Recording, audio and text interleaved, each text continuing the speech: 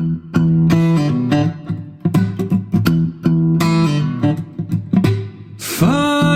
bastard. Funny bastard. Everyone. Yeah, we're in. Hello, Callum. I'll start with a bear. Animal. Welcome to episode 16 of the Funny Bastard podcast. Again, being recorded remotely due to social distancing, because we're trying to save the world. Today, we have a special guest coming up in a little minute. Before that, how are you, Callum Oakley? Doing all right, mate. I had my job interview yesterday. How'd it go? Did you get it? I don't know. Well, they said I have to have a drug test, so it'd be So- up with me. Yeah, pretty much. Yeah. Because I spoke weed in fucking ages as well. I know. I didn't realise you needed to have a drug test to work in a warehouse. Fucking heavy, that. I know. Like, I mean, I'm sure there's going to be people there with. I mean, who've don't even worse give drugs. you just literally just need to watch this podcast. True. Yeah. I mean, I have said I do stand-up comedy, and that's so they're gonna Google my name. Oh no! So, oh well. Yeah.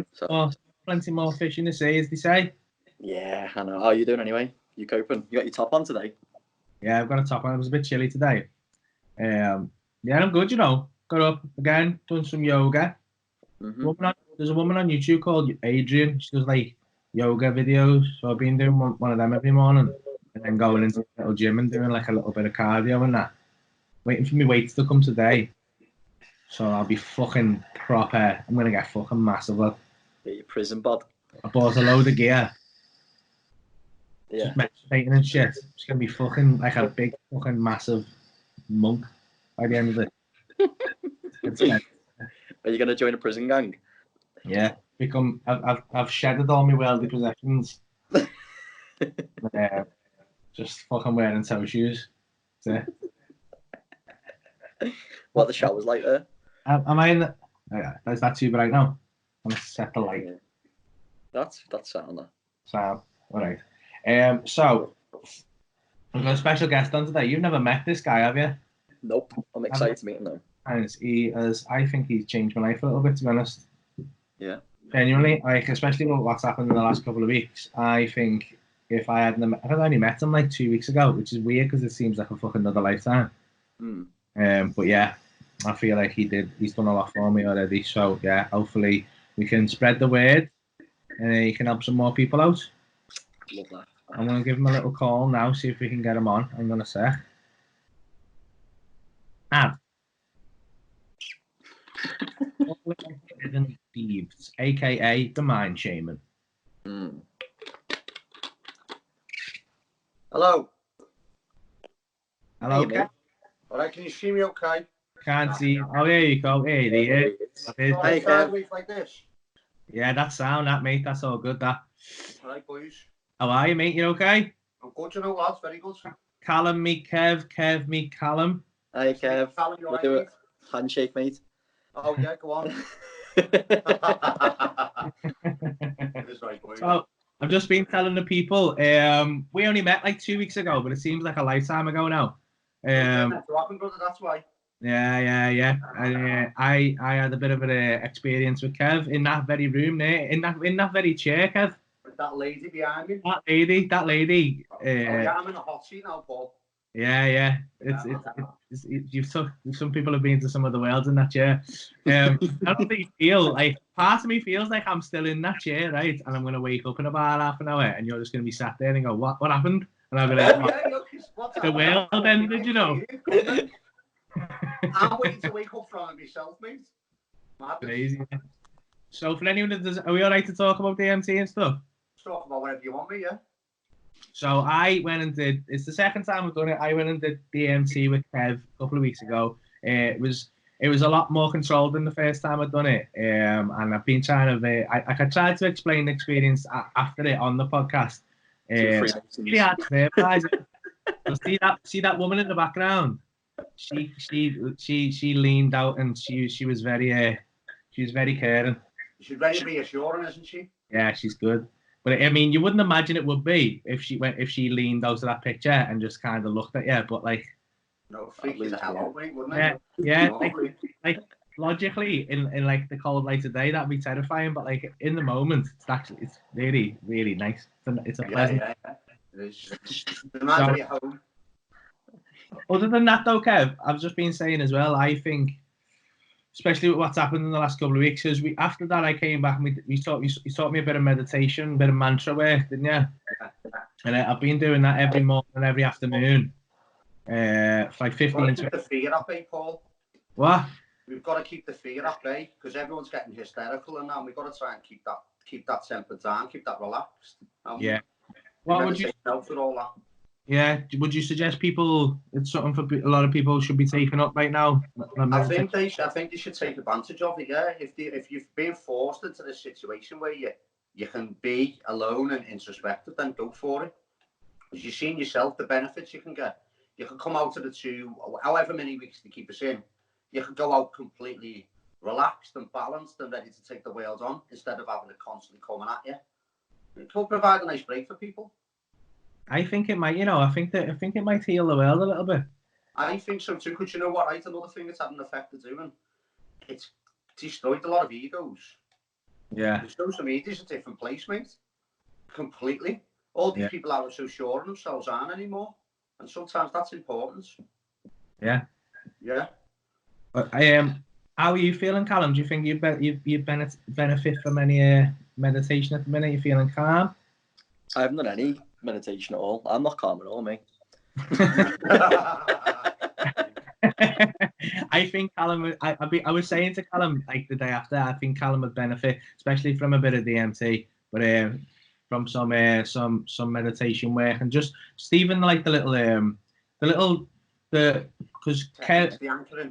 the hand technique that you showed me where you like I'll butcher this when I explain it, but like you put a lot of your loved ones in this hand and you kind of really focus and picture and you try and make the colours bright and stuff like that. Get a really positive thought and anchor it to that hand, and then you channel the negative into this hand, and when you put it together, really kind of alleviates any feelings. You find it hard to feel anxious and stuff anymore. It's mad. Like the higher frequency gets rid of the lower frequency. That's how I always sort of look at it. Like I look at the different emotions as different frequencies and vibrations, and then you can use high vibrational emotions like joy, gratitude, and love to release troubling emotions like anxiousness, fear, rage, or any other negative emotion you can think of. It's like a quick way of processing the emotion instead of having a disturbing effect on your body. How did you get into this, Kev? Like what? Because you look like a naughty man.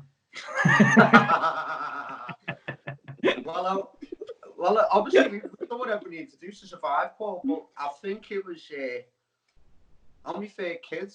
I was given a lot of time at home with me kids, and it was like we got the internet then, so we started doing guided meditations off the internet. Oh, Sorry, I need to put on do not disturb in a second. Yeah, it's what's it called? So we started doing guided meditations off the internet, and then I've gone from there. I've seen the results I was getting from the guided meditations, and someone suggested to me to learn Reiki. So I went to try Reiki first. I went to Reiki, went to see this lady. I went to see this lady called Pauline she was on Rodney Street in Liverpool. Yeah. And I went in there, I didn't eat, I didn't drink. And basically, I floated out of there, skipped out of there. I've never felt so good. So I ended up going back to see Pauline to learn it. And yeah, here we are now. So I've learned Reiki 1, 2, and 3. So now I teach Reiki to people myself. I learned hypnotherapy and NLP and other coaching techniques. I've been to learn to teach people yoga, been to learn to teach people breathwork techniques. And it's just all sort of come together into a system. I only planned to do it myself originally, but obviously things turn into a job sometimes, don't they? Yeah. And now with the DMT, because I do the other things that I do, people have asked me to guide them, so I've sort of fell into that as well. I never intended on doing that, but obviously it's just come about. Yeah. When was the first time you tried DMT, Kev? It was about a couple of years ago. me and the lads, right? We got a gram of it, and it goes to last forever. We got a gram of it, and me and my mates had one bit, and like I was in my mum's back garden, and the whole of the back garden turned into a cartoon. So it was like, one, I was freaked out because I wasn't expecting it, and two, it was like, whoa, that's more powerful than we thought. So we put it down, and we didn't touch it for 6 months, and then after around 6 months, I take it out again and start telling the other mates about it. Like, oh, we'll try that. So like 3 of us got together in my flat, and we just started like having it quite a bit, and like all the things we're seeing, you know, like Gresha and Buddha and ridiculous things like that. And it's like things that are only wrote about in books. It's like, why are we seeing it at this flat in Waterloo? You know what I mean? So my mates had this idea. Like, we got a nickname. We had a couple of nicknames as well. I was known as White Jesus, and he was known as Black Jesus. And basically, Black Jesus had phoned me and he'd say, I've got a couple of lads here who like the struggling. I'm like, oh, sound okay, bring them down. We bring them down a flat. We have like 2 or 3 lads in there, give them the DM, and then loads of them go off and change their life. So it's like, it worked on some people really well. Some people, after a while, went back to their old habits. But it showed us the potential of it. Like, I've seen people on the DMT, I've seen people, you know, bad drinking problems, and one go, and the drinking problem's gone. You know what I mean? And that to me is like, I've seen people struggle with them issues, and people struggle. You don't struggle with the DMT. You might have to have an experience that's frightening, maybe sometimes for like half an hour at the most. But after that, you've got the rest of your life in front of you. Yeah. Why do you think people change so much then? Is it like what they see in the trip, is it, or something?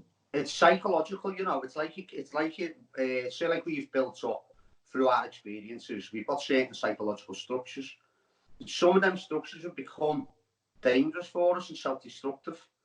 It's like the DMT sort of takes a lot of them and wipes them out of your system. Because everyone describes what's your mind like afterwards, Paul. It's silence, isn't it? It's not even just your mind, your center, everything's just got like. You go back to this place. It's like you've had a restart. It's called a psychological rebirth, isn't it? Where it wipes out a load of things, part of your character you thought you were, and you'd actually go back to who you actually are. And what people tend to do is they'll wipe off that old character, but then they'll build another dodgy one in its place. Yeah, and the ego reasserts itself. Whereas like the experience should be teaching us that there's more. And we've got a connection to something more intelligent than us that, you know, we get to tip into it. We're not it, but we get to experience it when we have these substances. So it's like, I think that gives you that effect of knowing you're not just stuck in this, you know, repetitive universe. There's more. You know what I mean? Yeah. I think that so it gives you like sort of an overview effect. It sort of takes you above your problems in a way. Yeah, that I definitely had. I can relate to that experience. Like, I came out of it. The first time I did it was very profound, and the second time I didn't feel it was as profound at the time. But the next day I had this kind of epiphany, and I haven't felt the same since. To be honest. That's what we're after. So that's a rebirth. That's a psychological rebirth. So you'll have things there still holding you back, but then when you have the good experience, it's like you've walked out of a cloud and everything becomes clearer. You know what I mean? You can see your life ahead of you instead of just all this noise. You said you've had similar experiences from meditation just itself. Yeah. So you find if you meditate at times of high emotion, your meditation's better. So if you meditate when you're calm, you've got nothing really going on, you're relaxed already, you're just going to maintain your calmness. But if you go deep, or you go sometime when you're already, you know, ramped up with emotion, that's when it's got all the flavour and all the colour and effect to it. It's when there's something there to process. Can't you have like an out-of-body experience as well when you meditate? Isn't like certain people you can, and I mean quite a few people I know do have them regularly. I've had them, but I have more spontaneous visuals. Like I could be meditating, I could be focusing on my solar plexus, and then the visual comes up. It's the sun coming up, but it feels like I'm lying in the sun and I feel the warmth of the sun. And sometimes when I clear my solar plexus, I'm a lion. I'm surrounded by lionesses, and it's like it's trying to understand symbolically what my subconscious mind is trying to tell me. But a lot of people have similar experiences when you clear the different centers. Or the solar plexus, a lot of themes are lions and other alpha animals like silverback gorillas. Yeah, and it's all seems to be something to do with like powerful animals that are the symbol in the solar plexus. Mad. That's nuts, that. Because the first time there's a lot of animal imagery in a lot of this stuff, and like the first time I did the DMT, I've spoke about this again on the podcast, and I spoke to the Freemasons about it, and it's like serpentine creature, and I spoke to you about it, and you said that was a good thing. He's always in the root, the serpent. Yeah. So the serpent it represents the root because the reptile, the snake, crawls along the ground on its belly. So that's why that's the symbol, and plus everything to do with the roots is to do with the amygdala, and that's the reptilian part of the brain. So symbolically, when you're seeing things to do with your amygdala, it's snakes, dragons, and dinosaurs, other reptiles such as that. You see a lot of that theme with that area. What I when I was in Australia, I went and got like my tea leaves read, and the woman who done mine said I had dragon energy, but I don't know what the fuck that means. So it's probably it probably means a lot of root energy. It's like it's a lot of energy waiting to be expressed. So have you ever heard of Kundalini yoga? No, I don't even know how you spell that. Kundalini is about teasing the serpents up the spine. So it's you're meant to have all your creativity, all that's really you, coiled in the two snakes at the bottom of your spine. And when you're awakening through breath work or psychedelics or however you choose to do it, the snakes rise and they take the energy up to the top of the skull into the higher senses, and that's when you sort of feel and more positive emotions, joy, empowerment, and like some of these really powerful positive emotions. They're all when you take your energy up here. Well, that's what the literature says anyway. That's the yoga you do is Kundalini yoga. No, that's not what I do. I go to Kundalini yoga. The breathwork techniques I use is I use these things called the seed mantras, and this is a mantra for each center. So you basically you chant the mantra like Om. You would chant Om. Everyone chants Om. Well, there's 7 of them mantras, and there's one for each of these centers. And like I say, it gets you into the frequency of that part of the body. And it doesn't half enhance your meditation. While people like stuck in the house and stuff like that, obviously, I think a lot of people would benefit massively from this, and I feel like I would as well. Like, there are a lot of resources online. Like you said, you started learning online, and what would you recommend, or are you putting anything out yourself where like people can learn from you? Well, I'm going to be putting some videos out because I've actually had people requesting things on the social media. So I'm going to start putting some things out in the mornings, like I'll do little coaching techniques, little meditation techniques.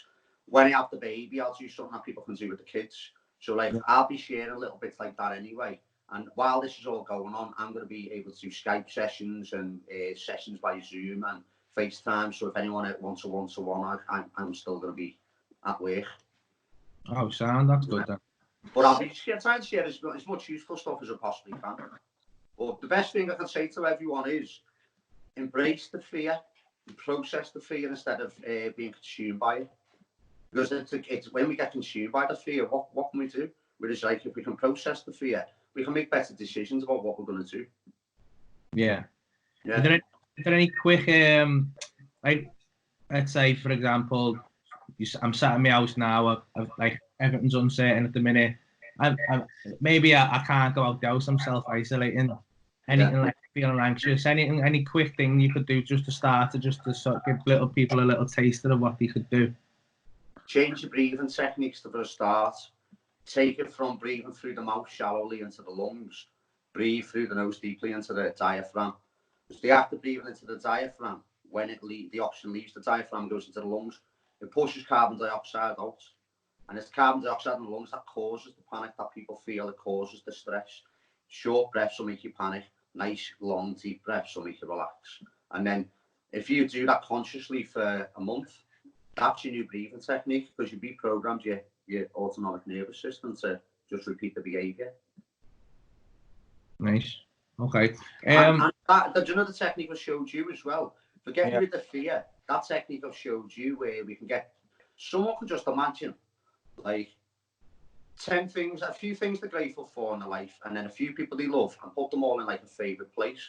Imagine that place is in the right hand. And then all the fear, so like the fear you can pile up in your left hand, other people's opinions, their own virus, all the crap that is going on outside. It's like, it's okay to fear a little bit, but when it becomes excessive and has an impact on your day-to-day life, you need to do something about it. So if you hold the fear in your left hand and you're holding your positive in your right hand, you put them together, the higher always gets rid of the lower. And you've seen it yourself. And I use this technique every single day. I've used it earlier for the fear. It's like, so I'll be honest with you, Kev, right? I'll be dead straight with you. I thought all this was bollocks before, like I met you. Like, So did I. like even that Reiki, like, if you'd have told me about Reiki before I met you, I'd have been like, oh, fuck off, mate. Not even putting their hand on you, do you know what I mean? And a lot of people would be thinking the same thing, do you know what I mean? But, like, the experience I had through the DMT, especially, like, I looked at, like, when you do DMT with Kev, he'll sit just, like, you'll be in that chair and he'll just be off to the left, and he doesn't look at you, but he's just there. And, like, you came on the whole trip with me, you were there the whole time, and you were, like, fucking on, there's just blue flames dancing off you. And when I came out, I saw you were like, yeah, that's me order that. But, like, I could see you, like, there was energy coming off your hand, like, purple light coming off your hand and stuff. Like, it was mad. And I was like, I saw the same thing, didn't he? Like, my mate was with me, and he said, I saw the same thing. Yeah, well, that's it. Because we've all got that magnetic field around us. Everything has a magnetic field. You know that. But what it is sometimes the things like the psychedelics and meditation can give you a glimpse, and you get to see things, because you get to see things that you can't normally see. Yeah. And we all know the field's there. I mean, you can feel when someone's next to you when in a bad mood. It's because their field's interacting with yours. You know what I mean? I feel like, do you think that, because for years I've like tried to explain what you feel when you're on stage, like Callum, you'll know this, like you've stood in an arena the same as me with 8,000 people in front of you, and you can feel them pull away, and you can feel, and you can't see them pull, you can't even, your brain can't even comprehend that there's that many people there. You just get that, all their energy. You feel a pull backwards and forwards. And does it feel energy, yeah, and you come off, and the energy probably changes. The energy probably changes when you're flowing and your comedy's going dead well. The energy's probably flowing, and then you might hit moments where you go a bit ropey and you feel the energy too. Yeah. It's like you sort of need it to feel the audience, don't you? Yeah, I've always been like, I've always kind of had that in my head, but then being skeptical about stuff like this, and then I think that's where I came out of the session with you, and I was like a lot more open to the world, and a lot more open-minded. And I think I've been a lot happier because of that. Yeah, that's it. Because there's more to life than what we've been led to believe. It's not just this physical reality. There's so much going on within us. It's infinite. So it's like we can be exploring ourselves forever. Yeah. You know what I mean? We've done plenty of stuff on the outside world. It's time to fix the inside world, isn't it? Yeah. Because the inside world, you've seen yourself. Your inside world's reflected in your outside world. So if you fix your inside world, the outside world becomes a different place. Yeah. And you can be on your own, then you can be fine. You can actually... Because everyone's scared to be on their own, Paul, because they might actually have to face some of the feelings or some of the demons. I mean, it's like, you can't run away from them forever. You know, me all over that. What's that? That's me all over that. Is it? Like, yeah, being on your own, I hate it. That's why I'm like flapping it, being isolated and stuff. Yeah, you'll be okay, mate. You get to know yourself. It's about you know what? You get to know yourself, and the more you do, you start to love who you are, and you start to realise you're capable of more than. I've realised I'm capable of much more than I believed. You know what I mean? So like, and I believe that everyone's the same. Everyone's the same. It's just we've got loads of things maybe that we have to go in and get them. Basically, we probably came with gifts, but you have to do the work to get them. Yeah, I think so. So, if anyone wants to, you've obviously got socials. What you've got Insta? You put a lot of stuff out on Instagram and I'm on Instagram, and Facebook. Instagram, Facebook. What is it? Is it it's at the Mind Shamen, is it? Yeah. So on Facebook it's the Mind Shamen, and on Instagram it's the Mind Shamen 1111. Mind Shamen 1111. Your name's Kev Deeves, aka the Mind Shamen. So you're going to be doing Skype sessions. And you're going to be putting little bits of content out every day. You set up like a little YouTube channel and stuff so people can go back and... I think so, mate, yeah, because a few people have been asking me for it, Paul, more than anything. I'm like, I think it'll be dead by all this, but people are asking for it. Yeah, definitely. What about a little podcast or anything like that? Oh, you mean doing a live session? I don't know, just more. I think, but mate, I don't even know. Like, yeah, just like maybe just take you through one of them one-to-one coaching sessions, right? With individual emotions and then your whole chakra system, and then what's it called? Yeah, just make you feel relaxed by that, and then through me taking you through it, other people might be able to then do it themselves. Because you've seen yourself, it's very easy to learn and very easy to do, and the way you feel off it is just like ridiculous because of how simple it is. Yeah, definitely. I'm a big advocate of it now. I've been telling everyone about it, and I think people who've known me for a while are getting a bit like, what the fuck's wrong with him? Yeah, like, definitely. Callum's been thinking it. Callum keeps laughing at me because he thinks I'm turning into a fucking hippie. Oh, but like, joined the cult, Paul. Yeah, that's how I got it years ago. I was leading the cult. He said to me yesterday, I feel like your head's fell off, and I was like, well, if it has, mate, I recommend your head falling off because Yeah, I reckon if this is what your head falling off feels like, everyone should do it. Because Paul, we've seen sane people, and sane people aren't exactly the same as Stardy, really. Nah, because they've got 75 bog rolls in the house, haven't they? Exactly, lads. How are you going to use them? These and bog rolls in a chest freezer. They won't be shitting themselves a lot anyway. Fucking hell. Kev, it's been an absolute pleasure, mate. I hope Nice one, Kev. Some way to get directing people towards you, because you've been a massive help to me, and I feel like anyone who gets involved with you, you'll be a massive help to them. You've got a great energy, and I love you, mate. You two keep doing what you're doing, and make sure you're getting content out. I've got a million. Laughter's the best medicine by far, mate. Thank you, mate. Yeah. Callum, I'd recommend speaking to Kev and just getting work on yourself done. Everyone else, I'd recommend the same. Before I go, I want to do some. I want to shout out a guy message, so I want to shout out Adam Butler just to cheer him up a little bit. Say hello to the house. I need to do a shout out as well. Go on, mate. My boy Callum, been speaking to him for 2 days about conspiracy theories because we've both been stoned. Hello. That's where they begin.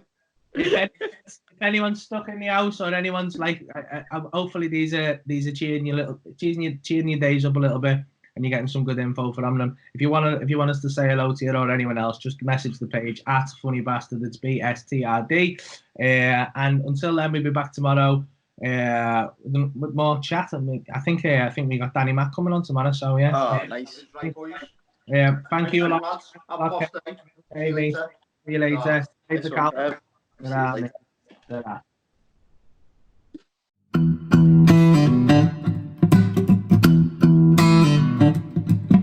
Funny bastard.